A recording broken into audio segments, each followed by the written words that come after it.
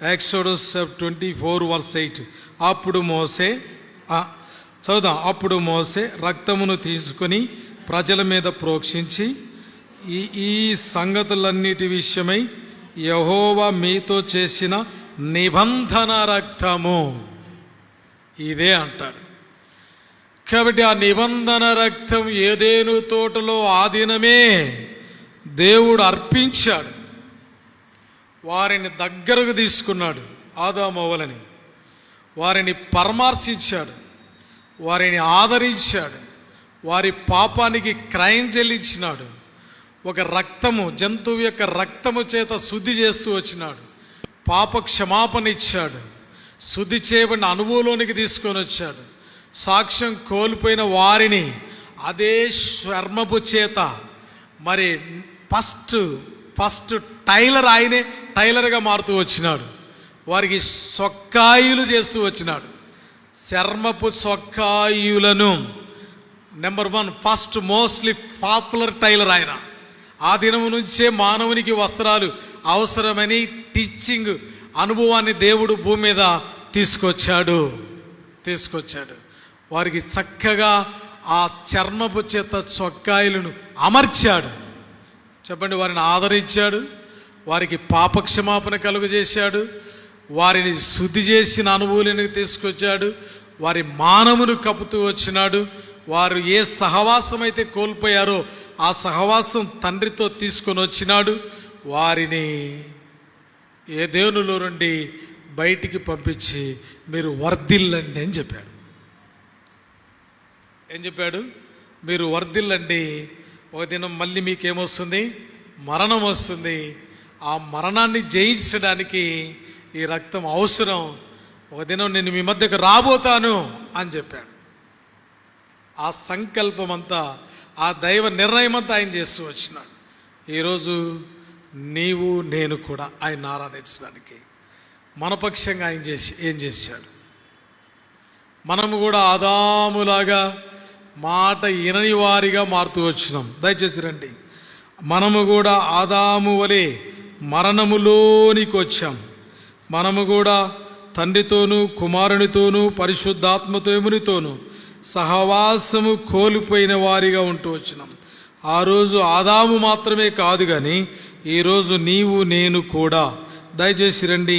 రోమీలకు రాసిన పత్రిక 5వ అధ్యాయము 6వ అధ్యాయము 6వ వచనం అందరం చదువుదాం. 6వ వచనాన్ని అందరం చదువుదాం. ఎలయనగా మనం ఇంకా బలహీనులమై ఉండగా అంటే అర్థం ఏంటి? ఆదాము ఒక బలహీనుడు, ఆదాము దేవుని మాట విననివాడు, ఆదాము సిగ్గుపరచబడినవాడు, ఆదాము లోకానికి భయం తీసుకొచ్చినవాడు, ఆదాము సహవాసం కోల్పోయినవాడు, ఆదాము దేవునికి విరోధిగా మారినవాడు.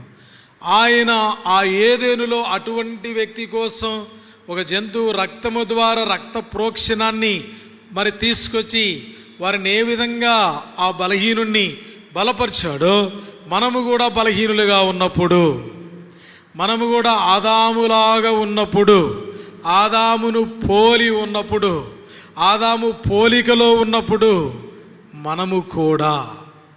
మనం ఆరాధించినప్పుడు ఏం చేయాలి? నేను కూడా ఆదాములాగా బలహీనుడను, ఆదాములాగా నీ మాటను విననటువంటి వాణ్ణి, ఆదాములాగా నీకు విరోధిని, ఆదాములాగా మరణానికి పాత్రుని, ఆదాములాగా నేను సిగ్గుకు పాత్రుని, ఆదాములాగా సహవాసమునకు దూరమైనటువంటి ఆ బలహీనుణ్ణి.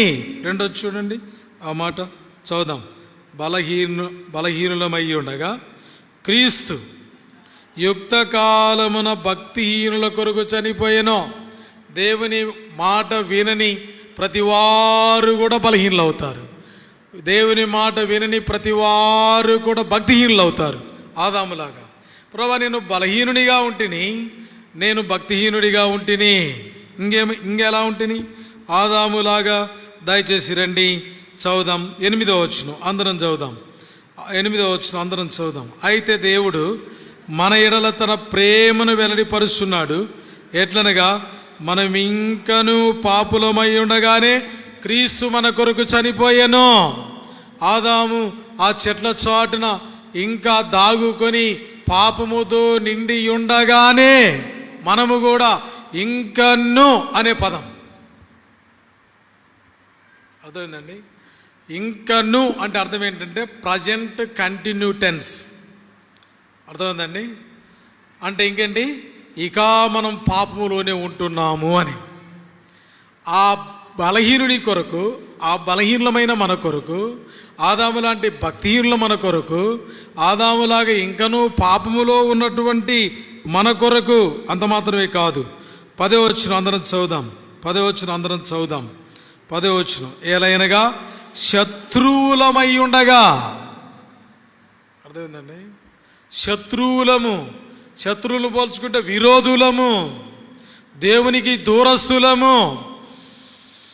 అలాంటి వారి కొరకు ఒక యవ్వన వయసులో, ఒక శ్రేష్టమైన వయసులో ప్రభువైన యేసుక్రీస్తు ప్రభువు వారు ఈ లోకంలో 2026 సంవత్సరాల క్రితం భూమి మీద జన్మించి ఆ ఏదెను తోటలో ఏ విధంగా ఒక జంతువు వలె బలి చేయబడుతూ వచ్చిందో, యేసు ప్రభువు వారు ఈ బలహీనులైన మన కొరకు, ఆదాము లాంటి మన కొరకు, అవ్వ లాంటి మన కొరకు, ఆదాము లాంటి భక్తిహీనులైన మన కొరకు ఆయన చనిపోయాడు. చనిపోయి ఏం చేసినాడు? చనిపోయే ముందు ఏం గార్చినాడు? రక్తం. ఏం గార్చినాడు? రక్తం గార్చినాడు. ఆ రక్తం ఏం చేస్తా వచ్చింది? రండి చదువుదాం. యోహాను రాసిన మొదటి పత్రిక 1వ అధ్యాయం 7వ వచనం. అప్పుడు ఆయన కుమారుడైన యేసు రక్తం మనలను, చదవండి, పవిత్రులుగా చేయును. కాబట్టి యేసు రక్తము భక్తిహీనులైన మనల్ని ఏం చేసిందంటే, ఏం చేస్తా వచ్చింది? పరిశుద్ధపరుస్తూ వచ్చింది. పరిశుద్ధ పరచి దేంట్లోకి తీసుకొచ్చింది?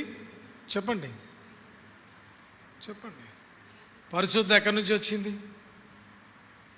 యేసు రక్తము ద్వారా. రెండోది, రక్తము పోయిన తర్వాత మనిషి ఏమవుతాడు? చెప్పండి. చనిపోతాడు. అంటే రక్తంలో ఏముంది? ప్రాణం ఉంటుంది. ఆ ప్రాణమే మనకు విమోచన కలుగు చేస్తూ వచ్చింది. పరిశుద్ధపరచడమే కాదు, ఆదామును విమోచించిన దేవుడు ఆ రక్తము ద్వారా మనల్ని విమోచిస్తూ వచ్చినాడు. ఎఫెసీ పత్రిక దయచేసి రండి, 1వ అధ్యాయం. పౌలు అపోస్తలుడు ఎఫెసీలకు రాస్తూ ఏం చేస్తూ వచ్చినాడంటే, తీతుకు రాసిన పత్రిక 2వ అధ్యాయం 14వ వచనం, ఆయన సమస్తమైన దుర్నీతి నుండి మనలను విమోచించి. కాబట్టి ఆ దినం ఆదాముని విమోచించాడు. ఈరోజు మనల్ని కూడా ఏం చేస్తూ వచ్చినాడు? విమోచన అంటే విడుదల. దేని నుంచి విడుదల? బలహీనత నుండి. దేని నుంచి విడుదల? భక్తిహీనత నుండి. దేని నుంచి విడుదల? శత్రుత్వము నుండి. దేని నుంచి విడుదల? దౌర్భాగ్య స్థితి నుండి. దేని నుంచి విడుదల? పాపము నుండి. దేవుడు మనల్ని పరిశుద్ధపరిచి ఏం చేస్తూ వచ్చినాడనంటే, ఆయన రెండవదిగా విమోచిస్తూ వచ్చినాడు. ఆ విమోచన ధనం చాలా గొప్పది. ఆ విమోచన ధనం అనేది చాలా గొప్పది. అది ఎవ్వరు కూడా తీర్చడానికి కాని పని. మనం ఎవరం కూడా తీర్చలేము. ఆ విమోచన ధనాన్ని ఏ వ్యక్తి కూడా తీర్చలేడు. ఆ రుణం అలానే ఉండిపోతుంది. అలాగనే ఉండిపోతుంది. వారి ప్రాణ విమోచన. దయచేసి రండి, కీర్తన 49 9వ వచనం అందరం చదువుదాం. Psalm 49 verse 9. ఈ క్రయం ఎవరు చెల్లించలేరు, ఎవరు విమోచించలేరు. ఏ వ్యక్తి ఒక వ్యక్తిని విమోచించలేడు. ఏ వ్యక్తి ఒక వ్యక్తిని పరిశుద్ధపరచలేడు. ఏ వ్యక్తి ఒక వ్యక్తిని పాపము నుండి విడుదల కలుగచేయలేడు. ఏ వ్యక్తి ఒక వ్యక్తిని బలహీనత నుంచి బలవంతునిగా చేయలేడు. అది యేసు ప్రభు ద్వారా మాత్రమే సాధ్యం. చదువుదాం. 49వ అధ్యాయం 9వ వచనం. వారి ప్రాణ విమోచన ధనం బహు గొప్పది, అది ఎన్నటికి తీరక అట్లుండవలసినదే. భూమికి ఆకాశం మధ్య భాగములో తల్ల క్రిందులుగా సిలువ వేసుకున్నా మనం ఆ రుణాన్ని మనము తీర్చలేం. ఎవరు తీర్చలేనిది, ఎవరు చెల్లించలేనిది ఆ క్రయాన్ని ఆయన చెల్లించాడు. ఒక బలహీనుని కోసం, ఒక భక్తిహీనుని కోసం ఆయన చెల్లించాడు. అందుకని ఆదాము వలె భక్తిహీనుడైన నన్ను, నీ మాట వెనక అతిక్రమం చేసి పాపం చేసిన బలహీనుడనైన నన్ను నీ రక్తము కార్చి నన్ను పవిత్రపరిచినావు. అంత మాత్రమే కాదు, ఈ భక్తిహీనుని ఆదాముని ఏ విధంగా ఆనాడు ఏదోనులో విమోచించావో ఆ శిలువ రక్తం ద్వారా మీరు నన్ను విమోచిస్తూ వచ్చినారు.